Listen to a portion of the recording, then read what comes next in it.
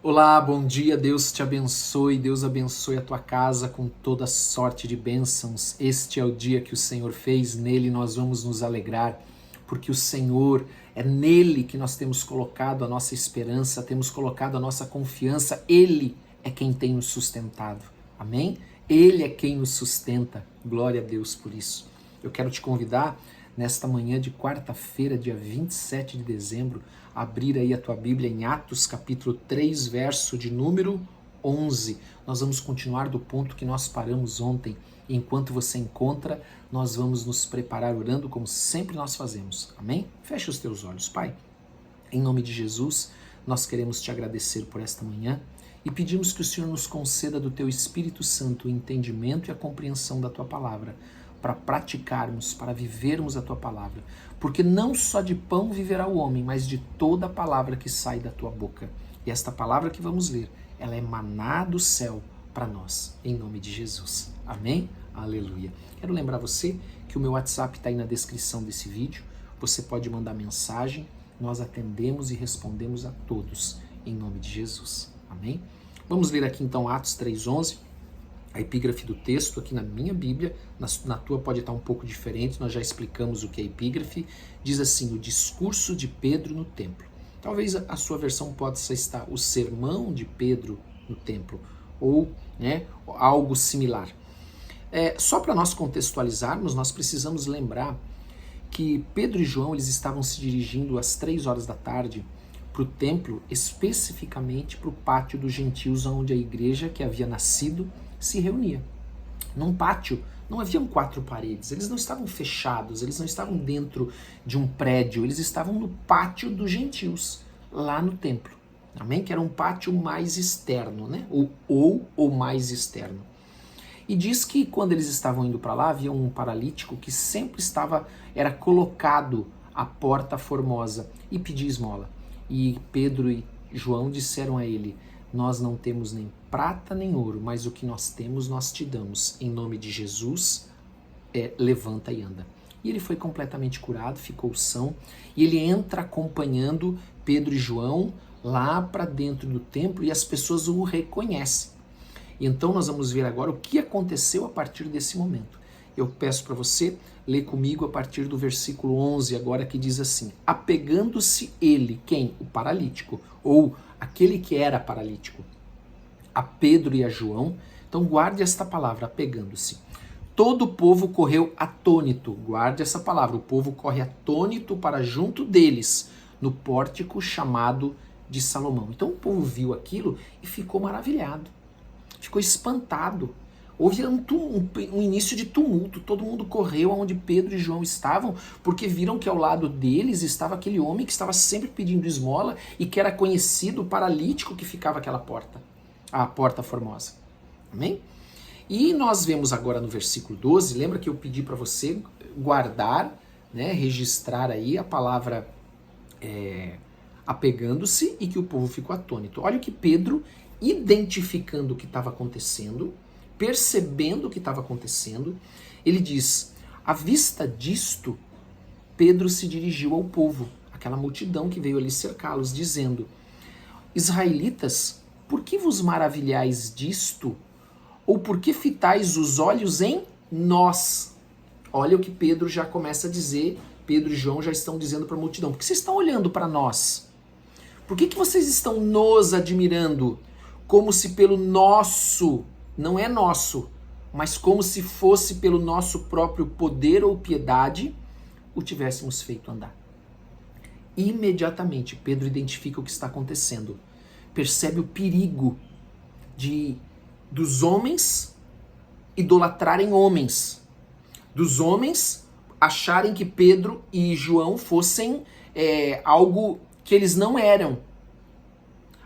Eles acharem que Pedro e João fossem a fonte do poder, da piedade.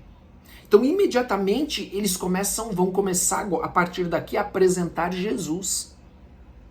Então, ainda que pelo poder do Espírito Santo que estava nele, as pessoas foram atraídas no primeiro momento até Pedro e João, agora eles deveriam apresentar Jesus. Então, nós vemos no livro de Atos, um livro extraordinário, que nos mostra a palavra de Deus se cumprindo, tudo que Jesus ensinou, mas que nos ensina também coisas da ordem prática, aonde agora Pedro e João começam a apresentar Jesus e dizendo, olha, ainda que vocês viram em nós, nós não somos nada.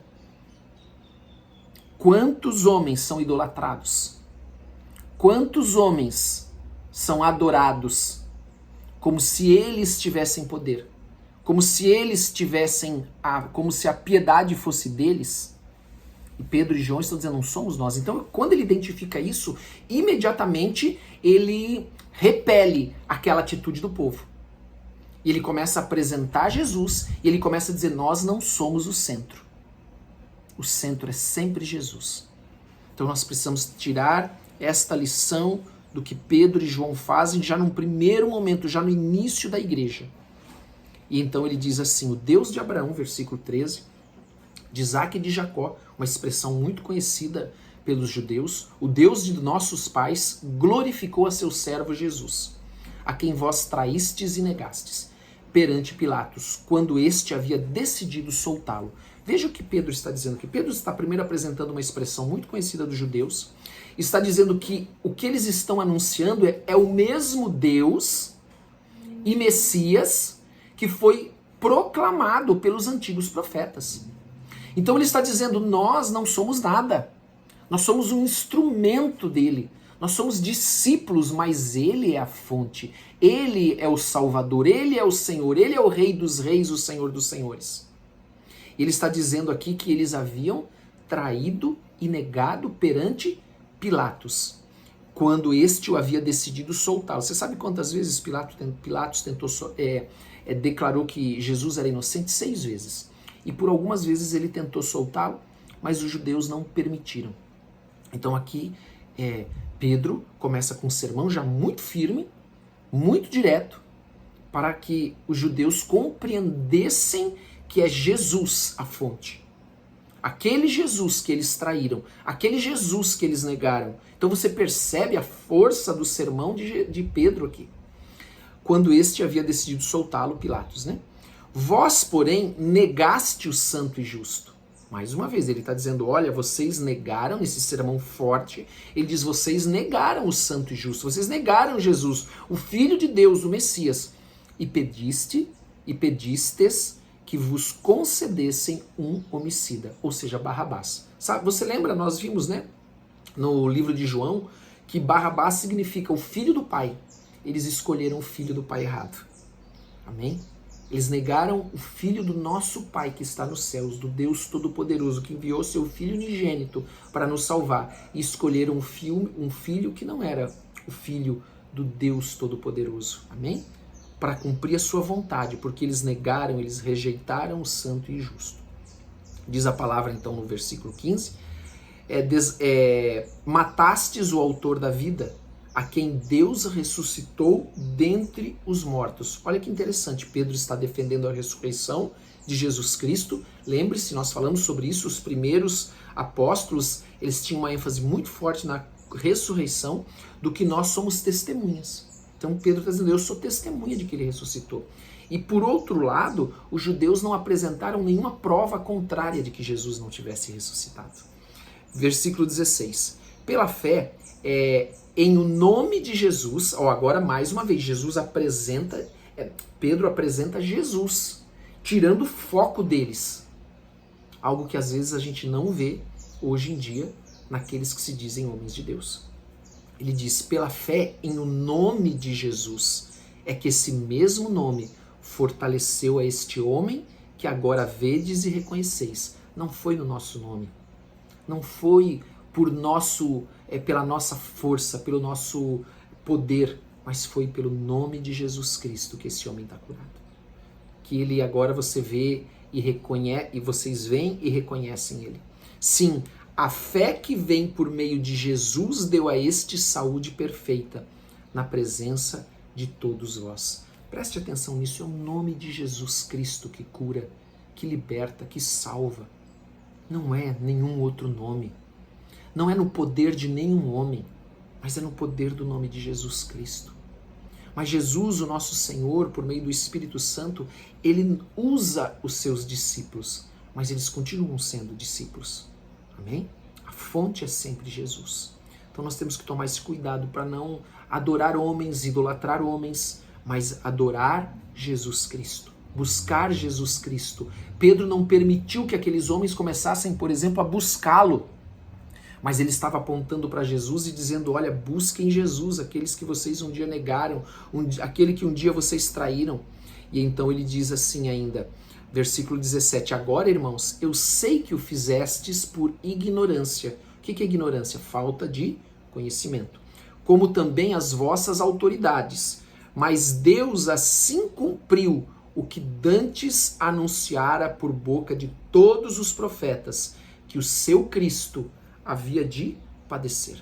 Nós vemos isso no texto que nós conversamos ontem à noite, na oração das 10 horas, Gênesis 3,15, onde diz que a serpente causaria dor, sofrimento no descendente da mulher, no singular, e esse descendente é Jesus Cristo. Um outro texto extraordinário, se você não leu, eu recomendo que você leia, é Isaías, o capítulo 53, que fala de Jesus Cristo.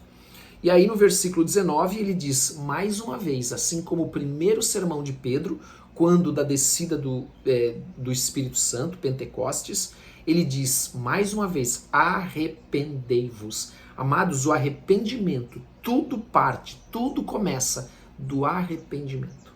Sem o arrependimento, nós não vamos a lugar nenhum.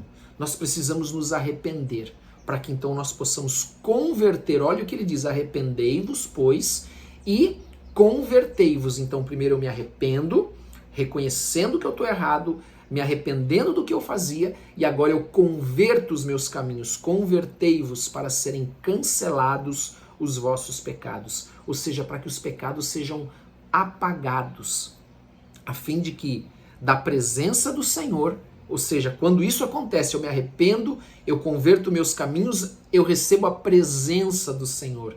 Olha que coisa extraordinária, quem não quer a presença do Senhor na sua vida? E ele diz que por receber a presença do Senhor, versículo 20, venham tempos de refrigério. Você não quer refrigério na tua vida, na tua casa, a fim de que da presença do Senhor venham tempos de refrigério. Mas eu não posso receber o Senhor se eu primeiro não me arrepender, se eu não converter os meus caminhos. Converter os meus caminhos também fala de andar na palavra de Deus, de nos mover pela palavra de Deus, de não andarmos fora da palavra de Deus. Então ele continua que envie ele o Cristo, que já vos foi designado Jesus, ou seja, o Jesus que vocês crucificaram e negaram, ele é o Cristo, ele é o Messias. A palavra Cristo significa Messias. Versículo 21, o qual é necessário que o céu receba até os tempos da restauração de todas as coisas, de que Deus falou por boca dos seus santos profetas desde a antiguidade. E ele ainda diz mais, disse na verdade Moisés, o Senhor Deus vos suscitará dentre vossos irmãos um profeta semelhante a mim, a eles ouvireis em tudo quanto vos disser. Moisés, né? Declarando essa vinda de Cristo. Versículo 23. Acontecerá que toda alma que não ouvir a esse profeta será exterminado do meio do povo. Por quê? Porque ele não era só o profeta, ele era o Messias, o Filho do Deus vivo. Amém? Versículo 24. E todos os profetas, a começar com Samuel, assim como todos quantos depois deles falaram, também anunciaram estes dias, ou seja, os dias que eles estavam vivendo agora, após a ressurreição de Cristo e o derramar do Espírito Santo. Versículo 25. Vós sois os filhos dos profetas e da aliança que Deus estabeleceu com vossos pais, dizendo a Abraão, na tua descendência serão abençoadas todas as nações da terra. Qual é essa descendência? Jesus Cristo. A vinda de Jesus Cristo. Todas as nações da terra serão abençoadas, elas não estarão mais restritas somente aos judeus, mas a todas as nações da terra. Versículo 26. Tendo Deus ressuscitado o seu servo, enviou-o primeiramente a vós outros, para vos abençoar. Por isso que eles ali estavam proclamando agora o evangelho. No sentido que cada um se aparte das suas perversidades. Amém? Até aqui? Glória a Deus. Vamos orar. Veja, se arrepender e depois se converter, a converter os caminhos, é o primeiro passo para que Jesus possa vir para as nossas vidas e trazer tempos de refrigério. Mas eu preciso ter a humildade de me arrepender. Amém? De confessar os meus pecados. Você sabe que confessar os pecados, nós vimos agora no grupo de crescimento esses dias, confessar significa concordar com Deus. Então eu preciso me arrepender dos meus pecados e concordar com Deus, confessar os meus pecados, mudar os meus caminhos. Amém? Andando na palavra do Senhor. Vamos orar? Quero convidar você a fechar os teus olhos. Senhor, nós queremos te agradecer por esta manhã. Queremos te dar toda a honra e toda a glória.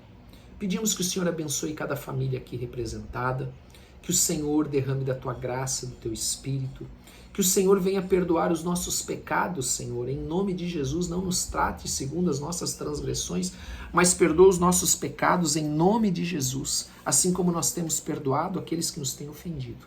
Pedimos a tua bênção sobre cada família, que o Senhor possa ministrar no nosso coração, Senhor, um coração contrito, quebrantado, um coração que se arrepende, um coração humilde, Senhor, onde nós nos arrependemos e confessamos, concordamos com o Senhor, em nome de Jesus. Nós nos entregamos a Ti, entregamos a nossa casa ao Senhor nessa manhã, pedindo que o Senhor nos abençoe, que o Senhor abra as janelas dos céus e derrame bênçãos sem medidas, derrame do Teu Espírito, envie os Teus santos anjos para nos proteger e guardar, para ministrarem nas nossas vidas e também, Senhor, cobre as nossas vidas com o sangue precioso de Jesus e livra-nos de todo mal, em nome de Jesus. Amém e amém.